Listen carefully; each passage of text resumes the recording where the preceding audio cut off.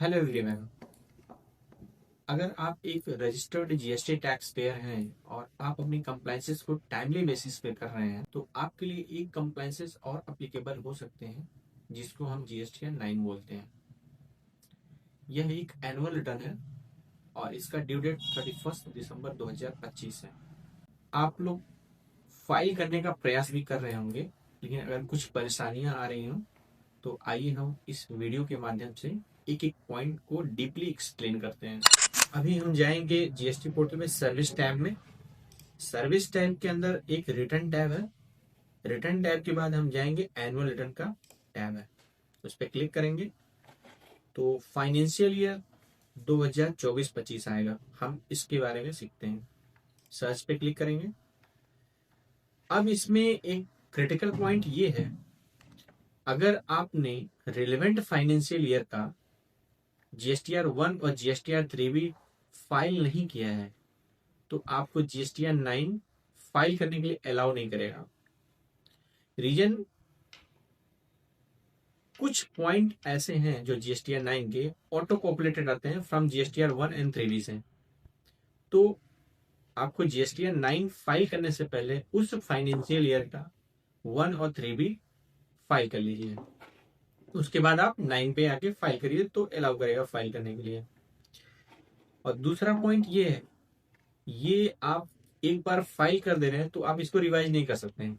तो इसको एक एक पॉइंट केयरफुल्ली अमाउंट पुट करके आपको फाइल करना है। आइए, अब ये जीएसटीआर 9 का जो टैब है इसको दो तरीके से फाइल करते हैं। पहला, एक ऑनलाइन फाइल कर सकते हैं आप सीधे पोर्टल से जाके, और फिर दूसरा आप इसको ऑफलाइन भी फाइल कर सकते हैं। तो अभी हम ऑनलाइन के से फाइल करेंगे तो क्लिक करेंगे प्रिपेयर ऑनलाइन। अब इसमें क्वेश्चनेयर दिया हुआ है, अगर आपको नील रिटर्न फाइल करना है तो उसमें पॉइंट ये है, do you want to file nil return. अगर आप यस कर देंगे तो नील फाइल हो जाएगा, अगर नो करेंगे तो आपको आगे का प्रोसेस अप्लीकेबल होगा। तो अगर नील फाइल करना है तो आपका ये कंडीशन सेटिस्फाई होना चाहिए। पहला कंडीशन ये है, आपका not made any outward supply, means आपका कोई भी सेल्स ना हो। दूसरा, आपका कोई परचेज ना हो। तीसरा, कोई लायबिलिटी आपने रिपोर्ट नहीं हुई हो। आपका कोई क्रेडिट नोट ना हो, कोई डेबिट ना हो, कोई रिफंड ना हो, या not receive any other creating demand, ऐसा कोई डिमांड ना हो, तो आप इसको यस क्लिक करके आपने रिटर्न फाइल कर सकते हैं। लेकिन इसमें ये भी है, आपको जीएसटीआर 9 तभी अप्लीकेबल है जब आपका टर्नओवर, एग्रीगेट टर्नओवर 2 करोड़ के अबव है। अगर 2 करोड़ के बिलो है तो आप फाइल करें या ना करें वो कंपलसरी नहीं है। बट अगर आपकी इच्छा है कि हमको फाइल करना है तो आप वॉलंटरी बेसिस पे फाइल कर सकते हैं। कुछ अगर रेक्टिफिकेशन करना है, कुछ एरर है आपके उस रेलेवेंट फाइनेंशियल का, तो आप इसको फाइल करके इसको रेक्टिफाई कर सकते हैं। तो आइए हम आगे प्रोसेस करते हैं। नेक्स्ट, अब अब इसमें देखिए दिया हुआ है, आप जीएसटीआर 9 सिस्टम कंप्यूटर डाउनलोड कर सकते हैं पूरे फाइनेंशियल ईयर का। इसमें सिस्टम जनरेटेड 9 रहता है, ये पीडीएफ जनरेट होगा, आप डाउनलोड करके इसको आप एनालाइज कर सकते हैं। जीएसटीआर 1 पूरे फाइनेंशियल ईयर का रहेगा, समरी आ जाएगा आपको। जीएसटीआर 3 भी फाइनेंशियल ईयर का रहेगा, समरी आ जाएगा। और टेबल 8A भी रहेगा, वो भी आ जाएगा समरी। और टेबल 12 जो आपका जीएसटीआर 1 और जीएसटीआर 1A का एचएसएन डिटेल, वो भी आपको डाउनलोड हो जाएगा। अब हम एक एक जो भी टेबल है, एक एक टेबल को थॉरली एक्सप्लेन करेंगे। तो अभी हम टेबल 4, जो टैब 4 है, उसके बारे में डिस्कस करते हैं। इसको क्लिक करेंगे, इसमें आप फाइनेंशियल ईयर चेक कर सकते हैं, फाइनेंशियल ईयर 2024-25। उसके बाद देखिए इसमें क्या लिखा हुआ है, detail of advances. Detail means detail of advances, inward and outward supply. आपका कोई इनवर्ड है, आपने यहाँ कुछ परचेज किया है, या आउटवर्ड सप्लाई है made during the financial year, आप उस रिलेवेंट फाइनेंशियल ईयर में आपने किया है, on which tax is payable, जिसपे टैक्स पेबल है। अब इस पॉइंट को नोट करना है, on which tax is payable, जिसपे टैक्स पेबल है, आपने कुछ भी इनवर्ड आउटवर्ड एडवांसेस जिसपे टैक्स पेबल है वो पॉइंट इसमें डिस्क्लोज होगा 4 में। अब 4A में हम आते हैं, जो रजिस्टर्ड टैक्स पेयर है supply made to unregistered person, means registered tax payer B2C supply कर रहा है, तो उसका डिस्क्लोजर हम लोग उसका टैक्सेबल वैल्यू इसमें डालेंगे। उसका IGST है तो IGST, CGST है तो CGST यहाँ डिस्क्लोज करेंगे, SGST है तो SGST, सेस है तो सेस डिस्क्लोज कर देंगे। अब 4B पे आते हैं, supply made to registered person, जो रजिस्टर्ड पर्सन है, जो टैक्स पेयर है, वो दूसरे किसी रजिस्टर्ड पर्सन को सप्लाई कर रहा है, B2B सेल्स उसको बोलते हैं, तो उसका डिस्क्लोजर हम इस टैब में करेंगे। अब 4C आता है, zero rated supply export on payment of tax except supply to says.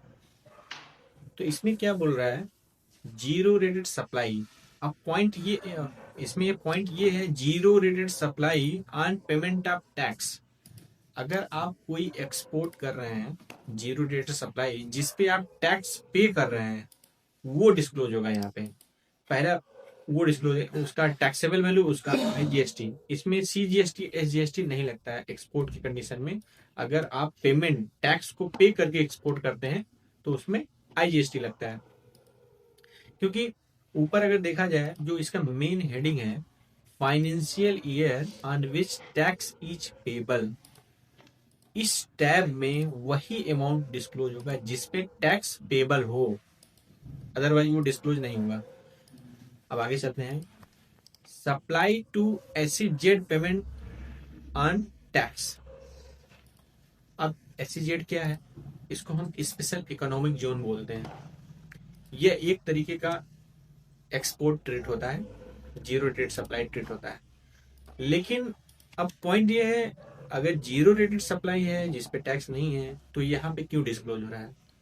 इसमें भी एक कंडीशन है कि आप SEZ यूनिट में अगर कोई सप्लाई कर रहे हैं टैक्स पेमेंट करके, तो आप यहाँ पे डिस्क्लोज करेंगे। इसमें भी IGST एप्लीकेबल होगा, CGST SGST नहीं होगा, इसलिए ये ब्लॉक रहता है। अब आते हैं 4E, डीम्ड एक्सपोर्ट। अब ये डीम्ड एक्सपोर्ट क्या है, ये गवर्नमेंट बाय नोटिफिकेशन कुछ नोटिफिकेशन ला के किसी भी प्रोडक्ट को as a deemed export treat कर लिया जाता है, तो उस कंडीशन में उसका हम लोग यहाँ पे टैक्स पेमेंट करके एक्सपोर्ट ट्रीट किया जाता है, वो डिस्क्लोजर यहाँ पे करेंगे।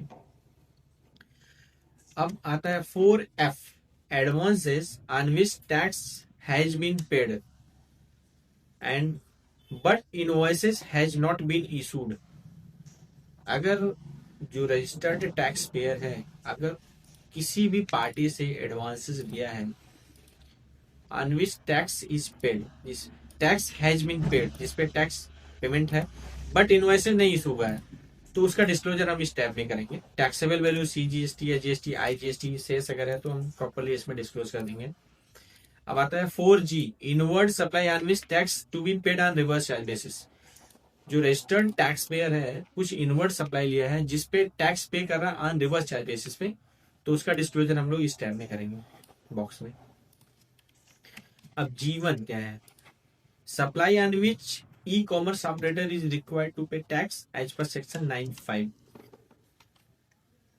कोई भी अगर ई-कॉमर्स ऑपरेटर है उसका अगर सेक्शन 9(5) में कवर है तो उसका इस बॉक्स में हम लोग डिस्क्लोज करेंगे। CGST SGST IGST taxable value cess अगर कुछ भी है तो डिस्क्लोज करेंगे। अब आता है 4H, सब टोटल A to G1। जो A to G1 है, यहाँ से A से लेके आपका G1 तक का, उसका टोटल ये आ जाएगा इस टाइम में। ये ब्लॉक रहता है, इसमें आप एडिट नहीं कर सकते। जो भी टोटल रहेगा उसका यहाँ पे आप जो भी पुट करेंगे डेटा उसका टोटल यहाँ पे आ जाएगा। अब आते हैं 4I में क्या है, credit note in respect of transaction is specified in B2E। अगर रजिस्टर्ड टैक्स पेयर कुछ क्रेडिट नोट इशू करता है in related to B2E means above जो है supply to registered person, zero rate supply, SEZ supply, deemed export से related अगर कुछ भी क्रेडिट नोट इशू होता है तो उसका हम लोग इस बॉक्स में उस अमाउंट को पुट करते हैं। उसी तरह B2E से रिलेटेड अगर डेबिट नोट इशू करता है रजिस्टर्ड टैक्स पेयर तो उसको हम यहाँ पे डिस्क्लोज करेंगे इस बॉक्स में। अब आते हैं supply tax declare through amendment. अगर जो पर्सन है अगर कुछ भी टैक्स डिक्लेयर करता है थ्रू अमेंडमेंट तो हम इस टैब में डिस्क्लोज करेंगे। सेम अगर कुछ रिडक्शन है टैक्स में अमेंडमेंट करके तो हम लोग यहाँ पे डिस्क्लोज करेंगे।